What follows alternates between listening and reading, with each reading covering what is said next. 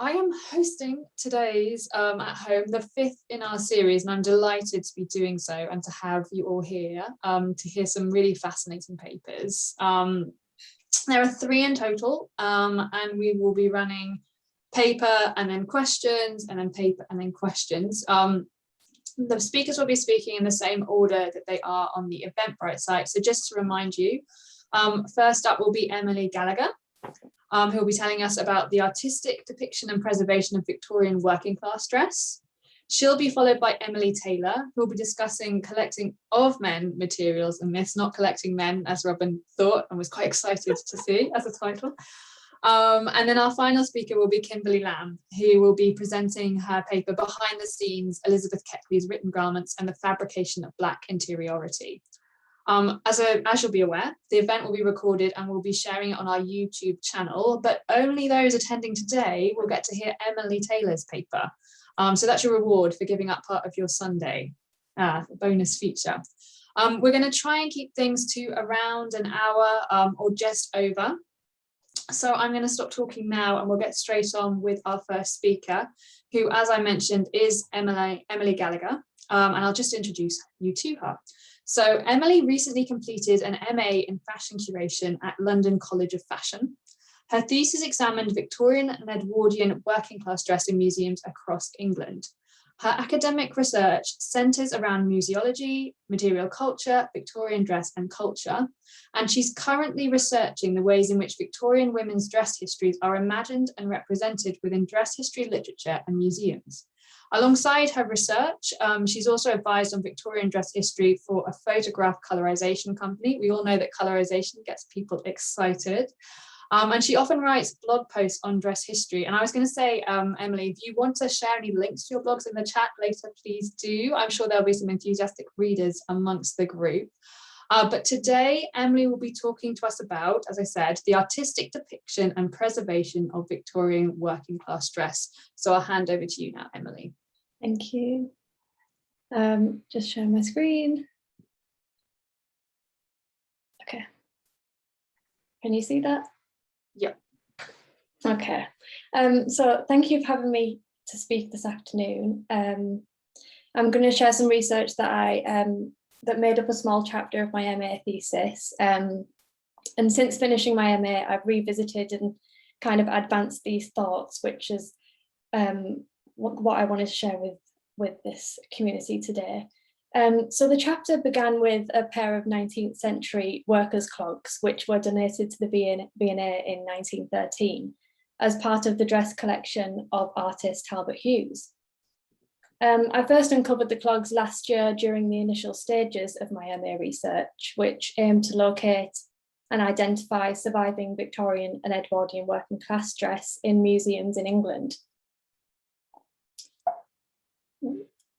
To do so, I conducted a survey of museums across the country and as a result identified over 700 dress objects, of which clogs constituted the largest percentage. According to my research, the clogs donated to the V&A in 1913 were the earliest and most perplexing acquisition of a working class dress object to a museum in England. At the time of the donation, the V&A, like other museums across the country, were not actively collecting European dress, and the lives and the experiences of the working classes were far removed from their collecting practices. Thus, while it's likely that the V&A perhaps accepted the donation of the Hughes dress collection due to its artistic provenance, the clogs are unlike the rest of the collection and their inclusion is unusual. Hughes, like many Victorian artists, collected examples of historic dress for costumes for his sitters. Like his contemporaries, he favoured feminine beauty, picturesque and historic narratives, which, unlike their rural counterparts, the industrial working class were devoid of, and because they were believed to be contaminated by urbanisation. Nevertheless, the inclusion of a pair of clogs in his collection suggests that Victorian artists did perhaps have an artistic interest in this new social strata, and that those who did are to thank for the survival and earliest textual records of their dress. Infamous for his eclectic hoard of bric-a-brac, we might speculate Rossetti's role in this. Following his death in 1882, the contents of his home was auctioned, the catalogue for which listed a myriad of jewellery from the Middle East, Russia and Asia. It was these accessories which he dressed his working class muses, intending them to be, as Julie Cordell suggests, socially illegible. But there's one picture within which dress seems to aid the representation of a modern subject matter. Found, seen here on the right, was unlike Rossetti's other works, as it was his only attempt to paint a modern day scene. The painting depicting a prostitute hiding from a surprise encounter with a past lover is thought to have been begun in 1954 and remains unfinished. Interestingly, this has been attributed to Rossetti's inability to find suitable dress to clothe his working class model, Fanny Thornforth. So, although it's been argued that the dress in Rossetti's works were intended to be socially meaningless, Found might be an exception. Here, the subject wears a floral printed dress, perhaps of cotton, which during the period in which Rossetti conceived and worked on Found, was said to have been chiefly worn by working class women. If this is so, we might speculate that the choice of printed dress here was intended to be socially legible, perhaps specifically associated with fallen women. And additionally, we might speculate that as Rossetti preferred painting from life, and we do know that he collected clothing, that at some point a printed dress, i.e. a garment of working class association, might have been in his possession. Meanwhile, Rossetti's desire for the perfect shawl is evident in his correspondence with his assistant Henry Dunn, who he sent second-hand shops. Like cotton printed dresses, second-hand clothing was synonymous with the working classes. But while speculating Rossetti's intention to depict a working class woman in legible dress, it's important to acknowledge that, true to the founding manifesto of the Pre-Raphaelite Brotherhood, he commonly edited the material he depicted in favour of romantic representations. Thus, his depiction of a modern working class woman and her dress might not be completely accurate. However, while Rossetti and the Pre-Raphaelite Brotherhood edited their working class models, there were artists who favoured realism in their depictions. One of these was Preston-based Patty Mayer. Painting throughout the first decade of the 20th century, she often chose local working women and their dress as the focal point of her work. These women in their regional dress were distinguishable well into the 20th century for the way in which the shawls were draped over their head and for having clogs like the ones of the Hughes collection on their feet. During the period in which Mayer's painting was painting, almost 1 million women were employed in England's textile industry, the majority of whom likely owned and wore a shawl. Thus, the wearing of these shawls was abundant and commonplace, meaning the artistic and curatorial interest in them must have seemed strange. Collecting for Platt Hall, curator Anne Buck was once told to bugger off after approaching a beshawled woman with an interest in her dress. Though Buck did succeed in her quest to acquire mill workers' shawls for Platt Hall, and like Mayer documented and preserved a garment that was once ordinary, though is now a rarity. According to my survey, 74 shawls exist in museums across England, though only one is on display. The brown shawl on the screen here is currently on display in the Science and Industry Museum in Manchester. Like many across the country, it symbolises an extinct occupation. But what's missed in these narratives and is so captivating about Mayer's paintings is the dress gesture caused by the ways in which the shawls were draped. Interestingly, Anne Buck's 1974 study of the shawls she'd collected for Platt Hall revealed that, unlike fashionable shawls, which were folded on the diagonal, those worn by mill workers had been folded down the length. So, divorcing the working classes and their dress experiences from occupational narratives is something that I'm passionate about and I love to see in textual sources such as Mayer's. Her later depiction of a sewing maid reminds us of the relationship and experiences that servants had with cloth and dress. For maids in particular, much of their time was taken up repairing fashionable garments from their mistresses' wardrobes. and then on their days off, they made or customised their own clothes. The latter sartorial experience was one that many working class women shared. On the right is a depiction of Lancashire factory girls at a clothes market by painter Frederick Shields, who was a close friend of Rossetti's and whose wife Rossetti wrote to in search of a shawl for found. While others are trying on shoes in the background, the focal point of this picture is a girl holding up a dress to her frame. Her own clothes are those typical of a northern mill worker. We can see her clogs and a brat, which was a long line style of apron. And her personal dress possessions and aspirations are illustrated, which, unlike common accounts presented to us today in museums and in dress history, her sartorial experience is divorced from her occupation. There are opportunities to do this with surviving material culture. In museums across England, there survives everyday and sometimes fashionable dress objects worn by working class women. Here on the left is a day dress of the 1880s that was worn by a housekeeper, and the other is a wedding dress which the curators at York tell me has been heavily repaired and altered. The former is uncannily like the dress in Shields' painting and could perhaps suggest an opportunity for Manchester Art Gallery, where both are housed, to explore this likeness and perhaps present alternative histories of working class dress. So the paintings and objects that I've shared today are a few of many that could be discussed in relation to my research. By uncovering surviving objects and their histories, my research has aided me to contextualise the works I've discussed today, works that I suggest should inspire alternative explorations of working class dress history. And although few admittedly should be used with hesitation, they all offer opportunities to explore the dress of the Victorian working class, and more specifically, their contemporary interpretation, artistic value, and preservation. What initiated my exploration of this and my ongoing research was the workers' clogs in the Hughes collection. Discovering the clogs raised questions about Victorian artists and their relationship with and comprehension of the dress they collected and clothed their working class subjects in. I like to think that perhaps Rossetti and Shields did own contemporary working class dress and that they're yet to be found. Thank you. Thank you. That was really interesting, Emily. Everyone, we'd love to see some questions in the chat. I did one of those awful, more of a question than a comment additions to the chat.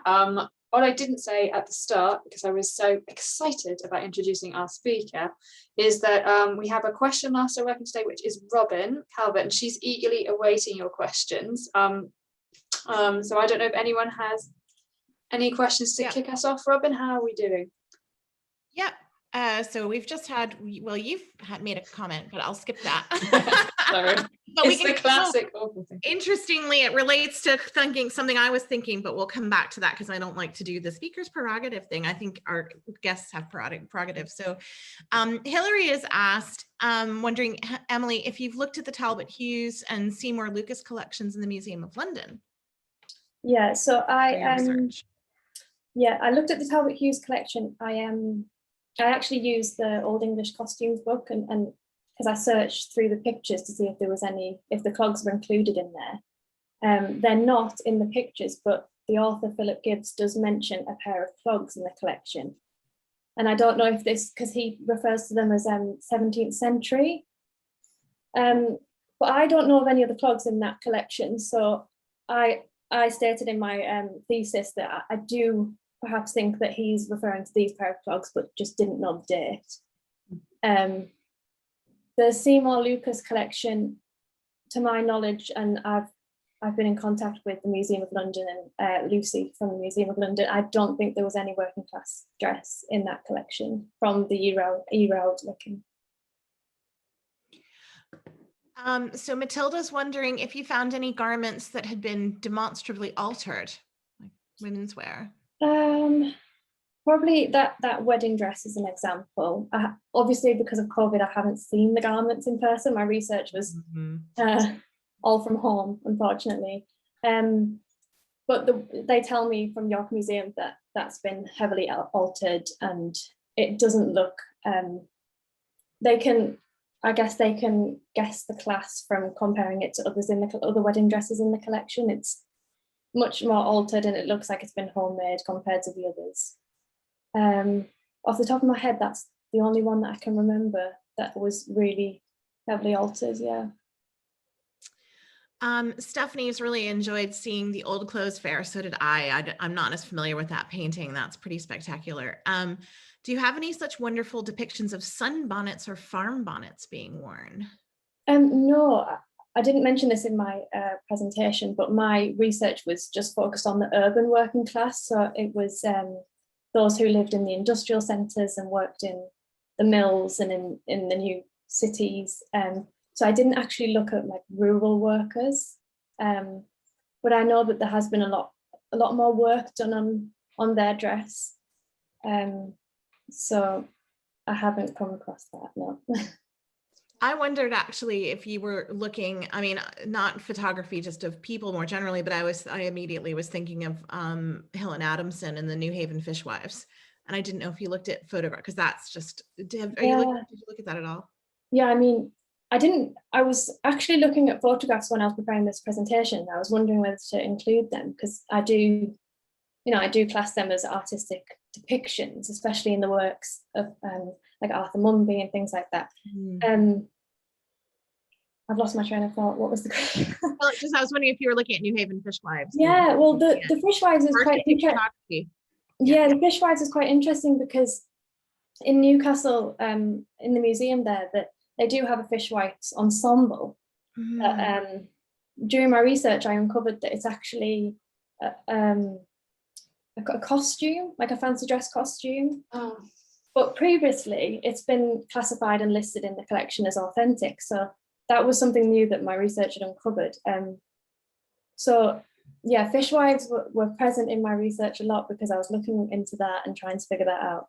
That's brilliant. Well, congratulations. It's always good when we feel like we've done something that's helpful. And Gemma has pointed out that there's some clogs in Wales, if you want to get in touch with her, if you've looked at other museums for working class dress.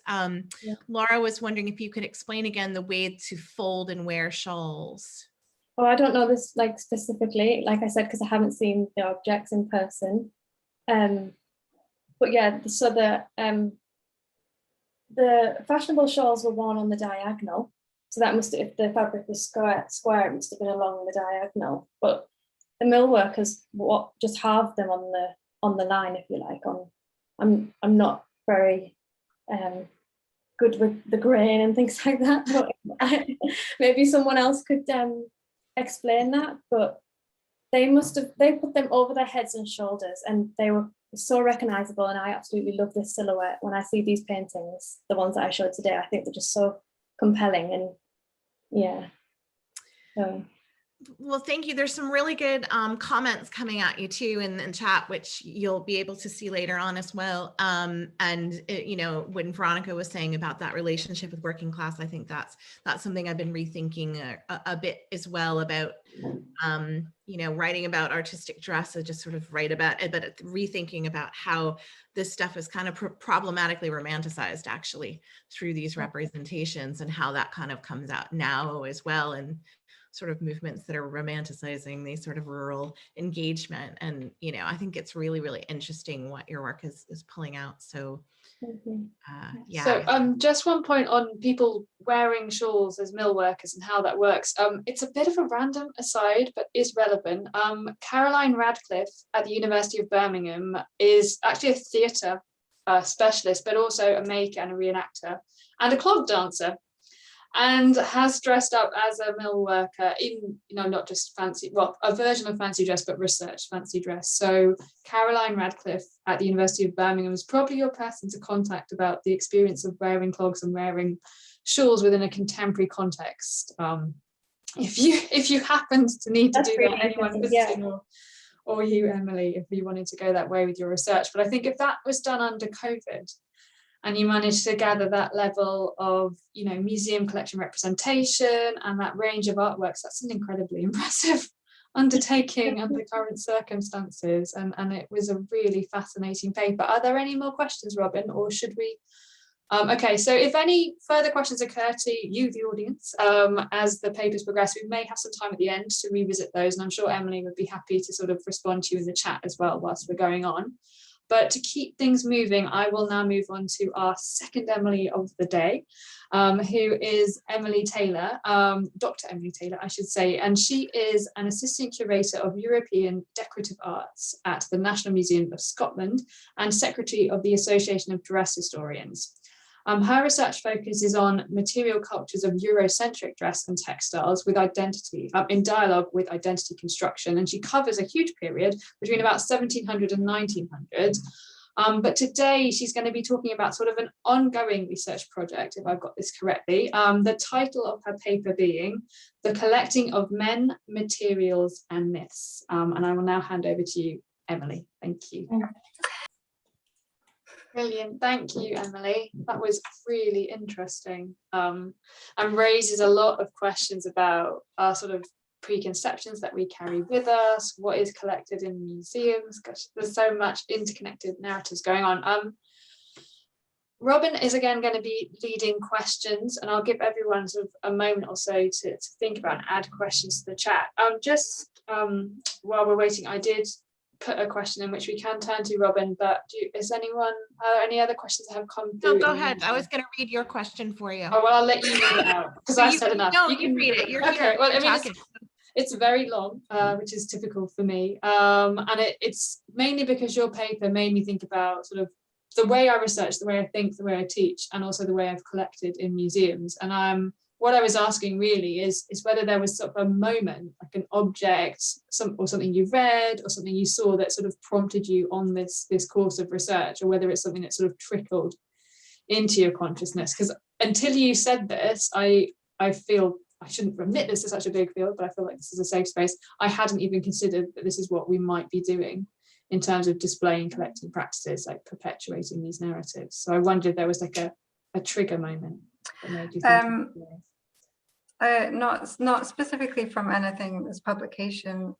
There was a trigger moment, but it was kind of, it was me hunting around. So basically I've been recently trying to find objects which are working class or working men's fashion in the National Museum's collection. And in order to do that, it requires a lot of digging around and looking at where those objects were coming from. And also just because I come from I am quite interested in gender histories, and other research has made me think about this kind of men in contrast to women and what's going on there. So it was a bit of a combined point of two research streams. And then, yeah, just sort of trying to get to grips with collections data, I ended up sort of mapping it out. And then I realized that we don't have a lot of data to unpick, but we can just about do it in terms of male and female collectors. And yeah, and I think also, having listened to Emily's paper previously, what's going on in a lot of UK institutions and major institutions here is it seems like there's a lot of artists submitting their collections to museums. So it's actually, I think we've maybe got a smaller pool than we think from the 19th century. There's quite a specific person who is contributing to collections. So what we have as a 19th century legacy and what we've built on is maybe a bit more specific than we've given it credit for, if that makes sense. Yeah. Absolutely. Right. I'll hand over to Robin, but yeah, because otherwise it's just gonna be a chat, and that's not what it's going to be. Yeah, please do add questions to the chat. So because I think it's a lot of food for thought, and so I'll chime in because I was really intrigued, of course, by that Flugel's narrative of beautiful and useful. Yeah, that jumps out and screams at you. And my dirty confession, which I'll add, is I've not really read Flugel but that, because as you said, that's sort of one of those people that's like, oh, we're going to do more better things than that now. So set it aside. But I think it is really important to go back and look at these things and pick them apart. So I'm curious, since you have clearly read him, like, he uses that language, and then I'm immediately like, yeah, but I mean, what he's kind of complaining about, the lack of color, that's what Godwin was writing about. That's what Morris turns to. Like, loads of them are writing about this, but they're doing it in a much less sexist way, actually. I mean, for their time, actually, it's very much like men and women can do this. There's no like resentfulness in what Godwin says. He's like, we can do it too, men. We should have, we used to. Why are we not still? So are there other places where he picks this up, or do you feel like he's twisted that narrative a bit, or he's not quite getting it, or? I haven't read, I've read the bits immediately either side of this more recently. It's been a while since I like looked at the whole thing. Sorry to put you on the spot on that. No, but the kind of immediate, so the context to him talking about the great masculine renunciation, the preceding kind of section of his book is really focused on women, and in a way there's a whole area where he's basically saying that women are completely sexualized whether they think it or not, and when women say that they're not being sexual, they still are. I'm just like, what is going on here? You sound like a really unpleasant human.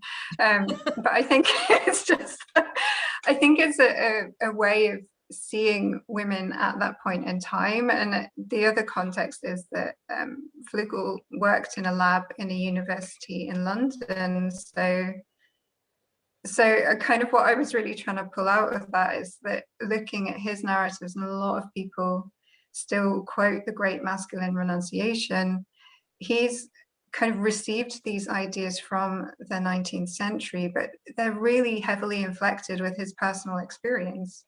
And I think we all bring our personal experience about dress to our studies, and it's not that that's a bad thing, it's that we need to be kind of self-conscious about it now in a way that people weren't in the 20th century, I think. Yeah. It's also a very white perspective, isn't it? Too. There's that problem, which maybe is problematic because that may not be represented, or it's rather white that's represented in museums, at least here. So that's another I managed to pick apart. Mackenzie has asked, what do you perceive as men's understanding of visual self today? That's really tricky. So I think today we have so much change and shift going on, and this is because, you know, we're obviously post kind of queer histories becoming really commonplace. So there's so much more narrative identity, but what I'm kind of quite interested in is that actually these core ideas of the strong, manly sportsman and the chivalric gentleman, particularly, we still sit by them, specifically in the UK. I can't really talk about other places that I haven't lived in, but in the UK, those are still threads that come through, and I think what we in cultural institutions need to start thinking about is how our collections don't reflect the new narratives that have happened post kind of 1970s. And I think there's a lot of change today where people are trying to bring in stories about kind of Black histories and LGBTQ, but that isn't being done by really comprehensive collecting in the way that we were collecting the other narratives in the mid 20th century, if that makes sense. It does. And one thing you said, I'll just say quickly, that popped into my mind is, sporting and dandyism. I don't know if anybody's out there I hope somebody's working on that, if you know, because I think there's a real interest, like contemporary, in a contemporary way. And I only know this because it's only recently I've paid any attention to football whatsoever, because my partner likes it. But apparently he was pointing out some great kit to me that was pink with paisleys on it. And they're out, and I'm like, wow, like that's, there's seriously like some wild, really colorful, really, not typically gendered football kit going on. But for collecting that, I think that would be really interesting. Actually, I'm not sure if I think they were. I think there's a lot. So one of the things that when I started looking at this, I've basically done a mini crash course in the history of like gender studies. So I'm definitely not up to speed on this, but I feel like what's been happening is we have gender studies running in parallel to the dress histories. And what was interesting for me was that a lot of gender historians were quoting people who were publishing around the same time that Chris Brewer's did his, hidden consumers, but nobody was quoting him, and yet his book was saying exactly what the questions were asking. Yeah. So yeah, everyone should go read Chris if you haven't. Mackenzie did do a part 2 asking about gender fluid, if she thought gender fluidity had a lot to do with reclaiming sartorial elegance, which I love the way that whole statement is phrased, but you did talk about that actually a little bit. Yeah.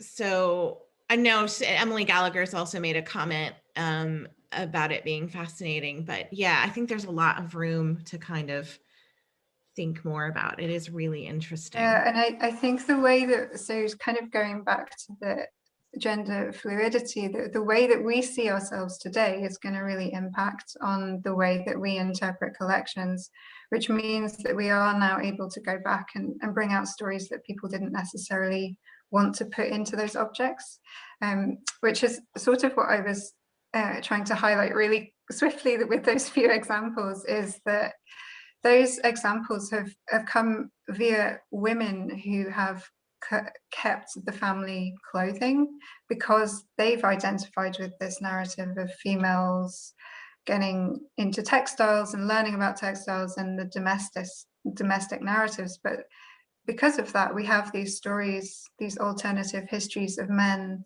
that the men themselves didn't see as worth collecting at the time. They wouldn't have done that. And I think now, because we've all got a much broader idea about identity narratives, we're able to kind of unpick this a little bit. Yeah, lots of, I guess it's that phrase that everyone uses, unpacking. Lots of unpacking got to be done. Literally and philosophically. Okay, great. Thank you. I think Veronica, what do you think? Yeah, I will build on that, and this idea that what has been really lovely is a theme that's coming through today is this idea of re-looking at collections, re-looking at histories, and opening up the narrative. And I think and hope this feeds quite nicely into our final paper and our final speaker's work today, which is we're going to hear from Kimberly Lamm. And Kimberly is an associate professor of gender, sexuality, and feminist studies at Duke University, where she teaches courses on feminist art, literature, and visual culture. And she's also a research associate at VIAD, which stands for Visual Identities in Art and Design, with the University of Johannesburg. She's also written publications, including she's the author of Addressing the Other Woman, Textual Correspondences in Feminist Art and Writing, 2018, which explores the literary dimensions of feminist art practices from the late 1960s and 1970s. And alongside all of this, she's currently a fellow at Cornell University's Society for the Humanities, and is working on a project that examines representations of fashionable clothing in Black women's writing from the late 19th century to the middle of the 20th century. And her paper today is called Behind the Scenes, Elizabeth Keckley's Written Garments and the Fabrication of Black Interiority. So I will now hand over to you, Kimberly. Hi, thank you. Thank you so much, Veronica. I really appreciate it. I'm really grateful to be able to present this very preliminary work, and I should say I'm not trained as a dress historian, but I've been participating in these seminars and learned a lot, and so I'm very thankful to be included, and thanks to Veronica and Robin for making things so comfortable and kind. So let me share my screen.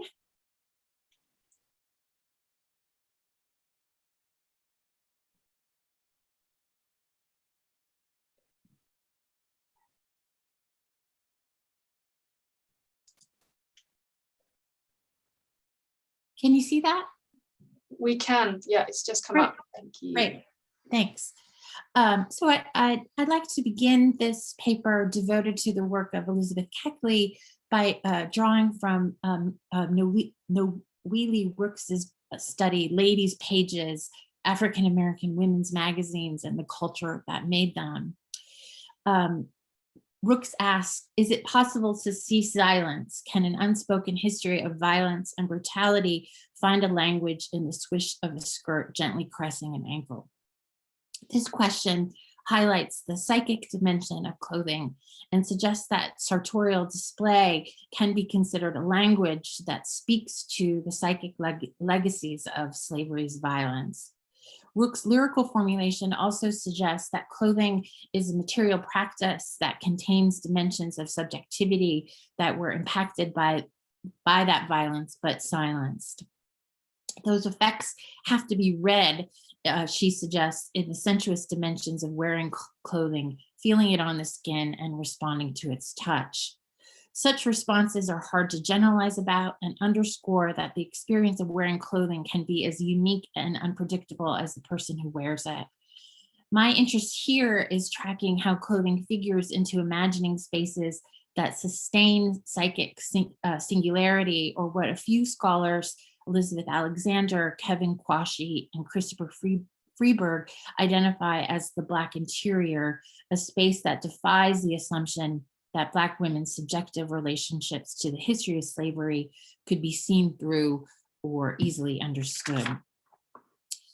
While clothing is primarily a visual medium and a material practice, I'm working from the premise that literary texts are important for understanding the role clothing has played in the project of creating and sustaining the Black interior.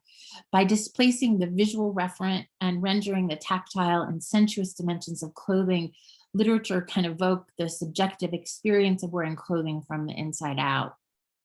It would be hard to claim that behind the scenes, my focus today, portrays Keckley's subjective experience of wearing clothing. Its focus is on making clothes for others, which I'll talk about, but it does lay crucial ground, I think, for Black women writers such as Jessie Fawcett, Nella Larson, Zora Neale Hurston, Ann Petrie, and Gwendolyn Brooks, the other writers that I'm examining. It lays the ground, I think, for them to write about the pleasures and sensations of wearing clothing, and allows them to represent how Black women have, through clothing, claimed spaces of subjective interiority for themselves. Behind the Scene marks a transition from women's work with clothing during slavery to the skilled economy of dressmaking during Reconstruction. In it, Keckley narrates her life in enslavement, her acquisition of freedom with money she earned as a dressmaker, and then her work as a modiste for Mary Todd Lincoln during the first term of the Lincoln presidency and 42 days into his second term.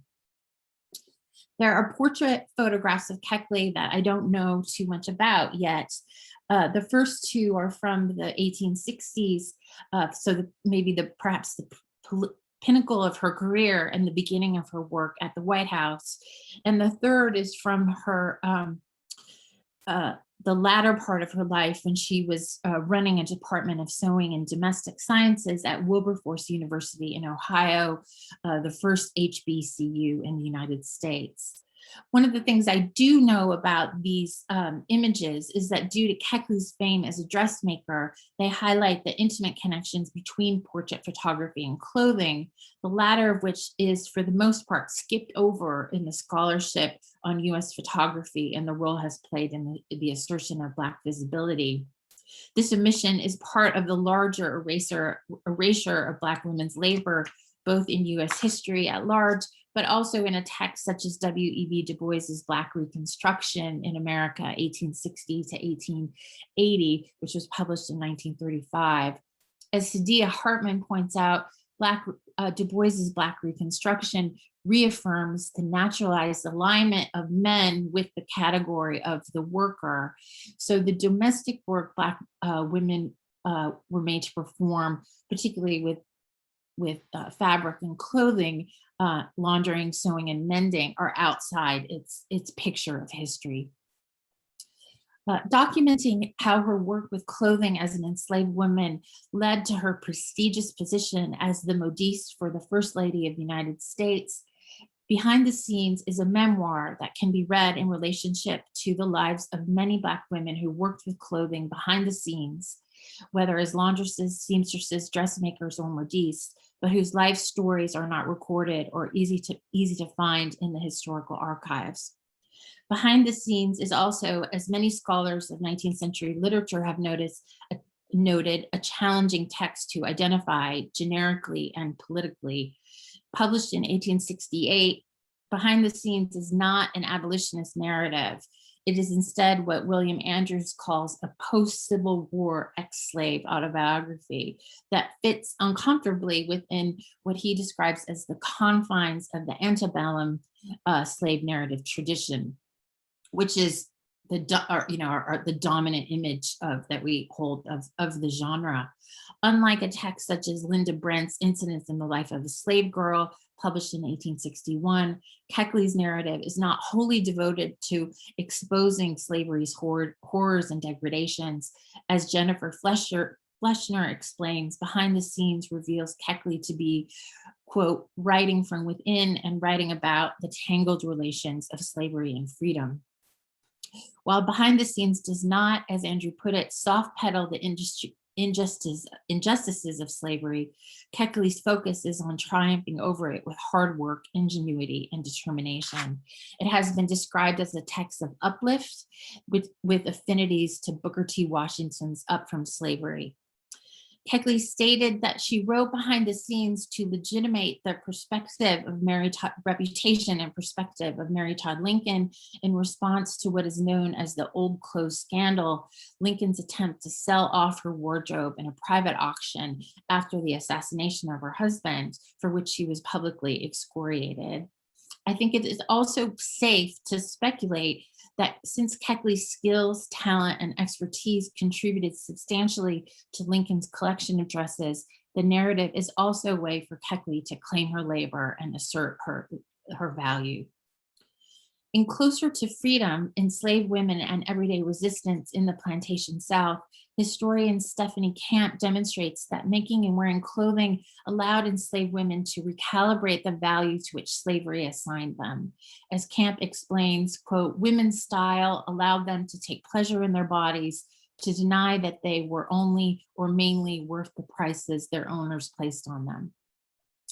Behind the Scenes carefully continues those recalibrations. Of course, the fact that so much of Behind the Scenes is devoted to Lincoln's story and clothing, this makes it hard to see that Keckley's text is also about Black women's claim to their value.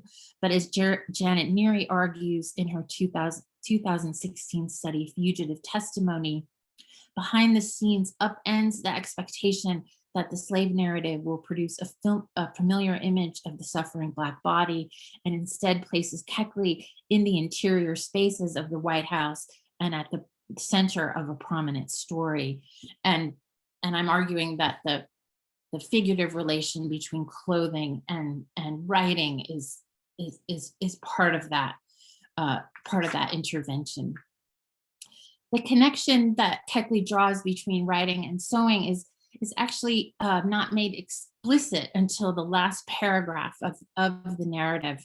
After trying to help Lincoln sell her wardrobe, Keckley's dressmaking business was never recovered, and she concludes her text by writing from a rooming house in Brooklyn with the cheery perseverance she has been displaying throughout her text, as well as her propensity to, as Fleischner puts it, deflect anger away from white figures of authority.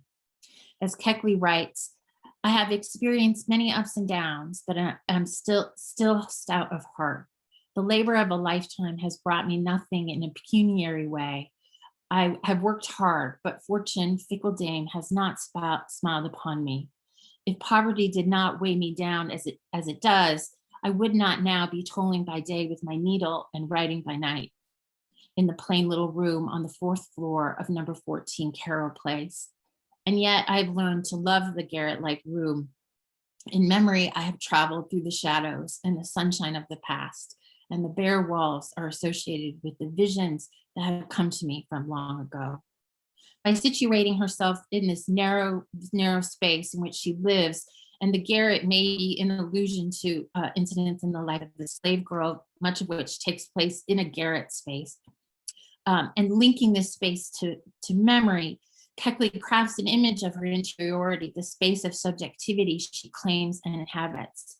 And by making sewing and writing extensions of each other, Keckley encourages readers to think back through the narrative and remember her consistent attention to the work of sewing and the rushed rhythms of working under duress within slavery, but also at the White House.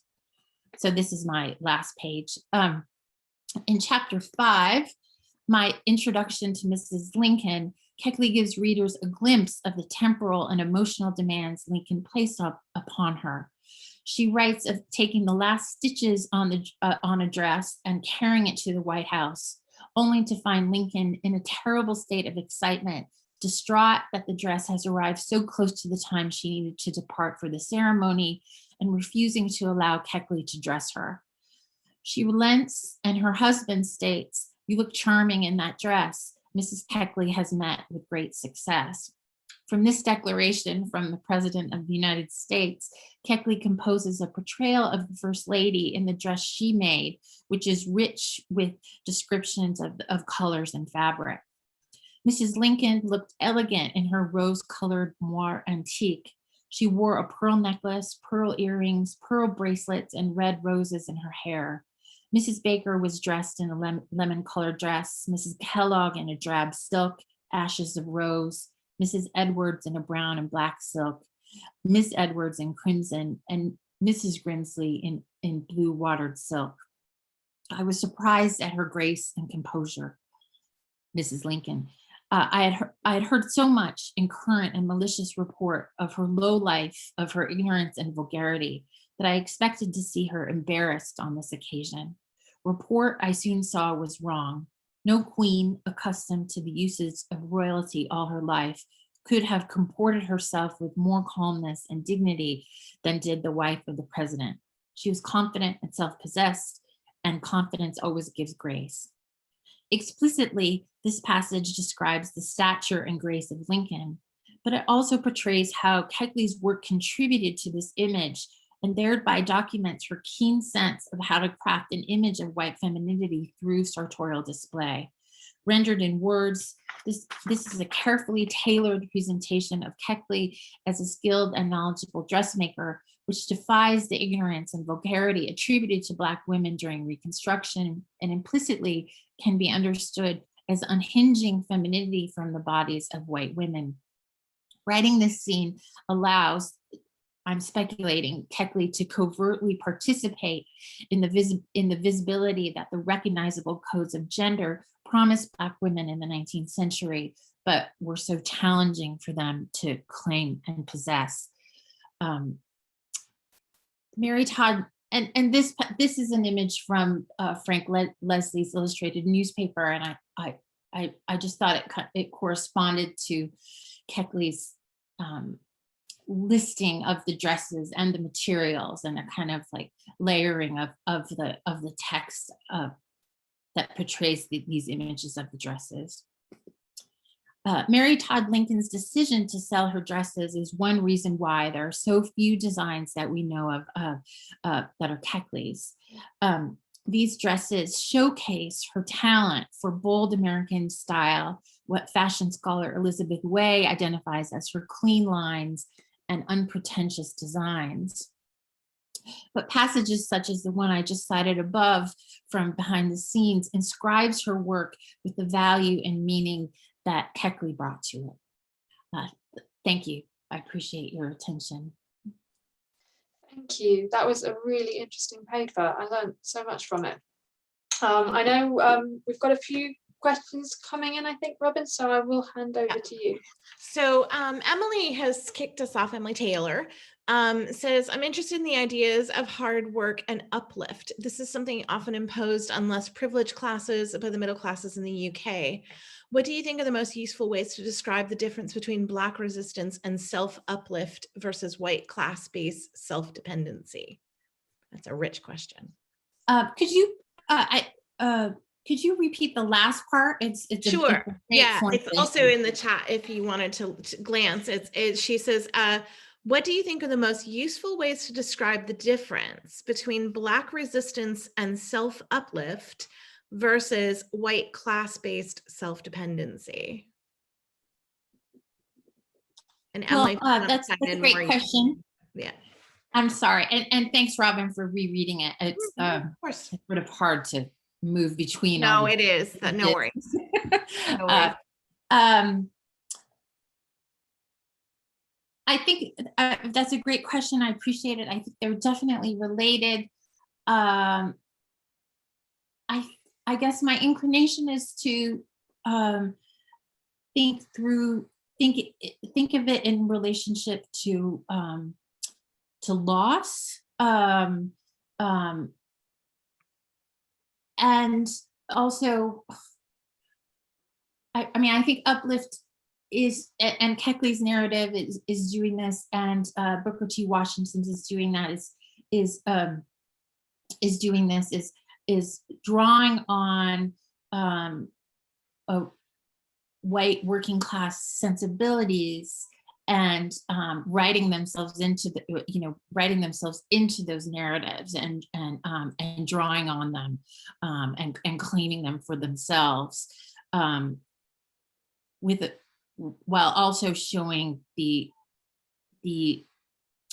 impediments, of course, that skin color and racism have placed in the way of accessing those working class narratives. So that isn't a great response. I don't feel like that's a great response, but that's how I would begin to think about it, at least. Thanks. Other questions, please go ahead and put in the chat. I'm vaguely familiar with Keckley only in my own sort of like, I should pay more attention to this subject and going to look for people, of color who have, or in fashion history, because there's such a massive gap. And there's so many great projects that have launched recently about it too. But could you talk a little bit more about her later career in Ohio? Like that's not something you expect, and I think is really important. And I'm just blanking on the university.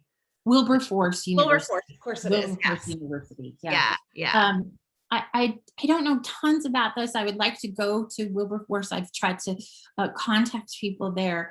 Part of her connection to Wilberforce has to do with her son going there, and her son was in the military, and so.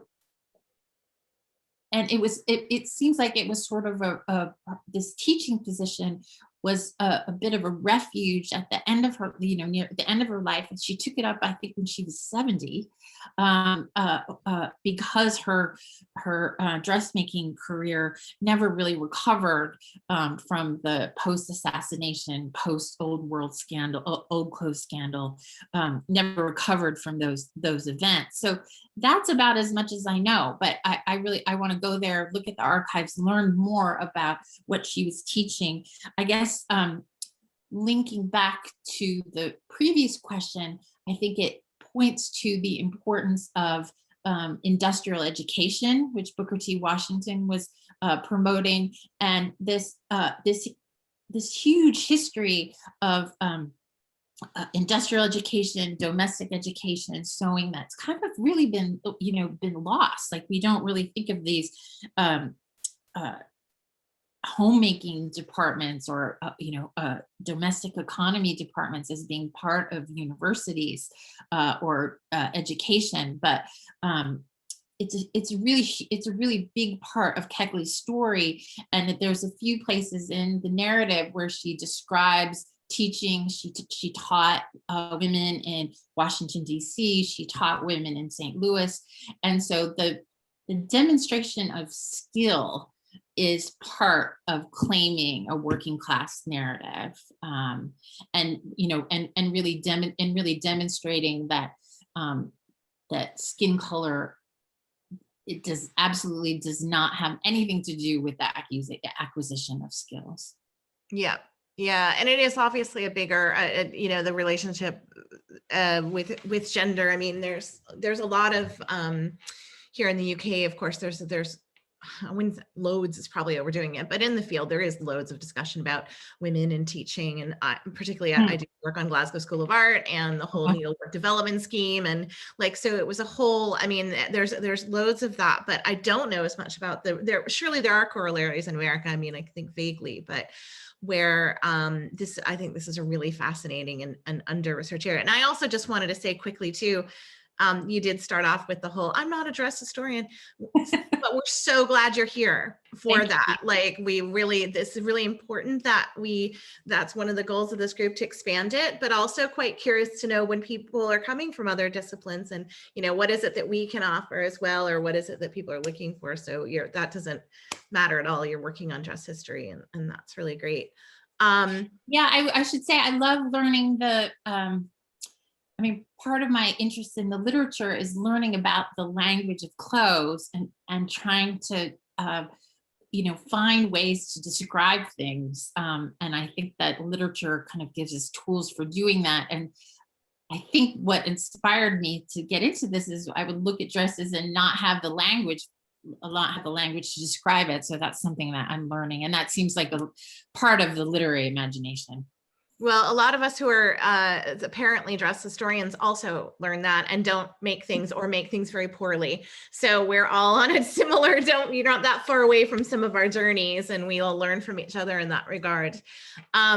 Veronica has asked if you've had the opportunity to examine any of the surviving garments at firsthand, which incidentally is one of those early hurdles for all of us who maybe aren't makers and stuff, is what am I even looking at and what am I looking for here? But she wondered about, or tracing patterns between the images and examples of her work and the way she described them in their writings. So have you had a chance to do any of that kind of stuff? I haven't yet. I've tried to start. I've been looking through, Goody's Lady Book and different patterns and things, but I haven't had a chance to look at these objects. I want to do that, but I also want to do the hard work of looking at images from these periods, fashion plates, and putting them in dialogue with the images to kind of identify what I do see, at least in these dresses, which I should say have been made available through the Fashion History Timeline, which is such a great resource.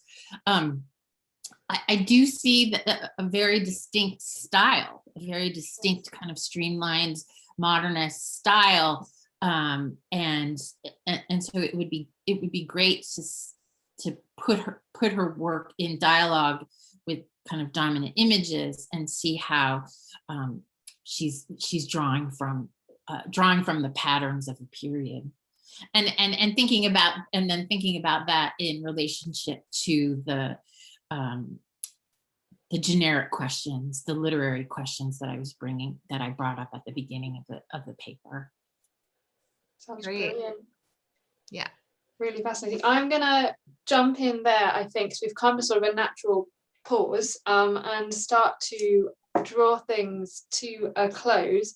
while I'm talking and whilst I remember, I will try and share our closing slide. If I can share the right one, let's see if this works. This is the one I should be sharing. Okay. Firstly, I need to thank the speakers for a really fascinating series of papers that just happened to speak. It was sheer luck, partly, and also skill on our part, programming, that they spoke so well to one another. And just what is really nice about each event is that we are continually re-looking at different areas in dress history. And I love the fact that we're having people coming in saying that they're not dress historians, because I don't think anyone who would maybe even begin to identify themselves as a dress historian quite knows what a dress historian is, because it's so much about interdisciplinarity. There isn't a real boundary and where you draw information from in dress history. So we're really keen to facilitate interdisciplinary work, as Robin was saying.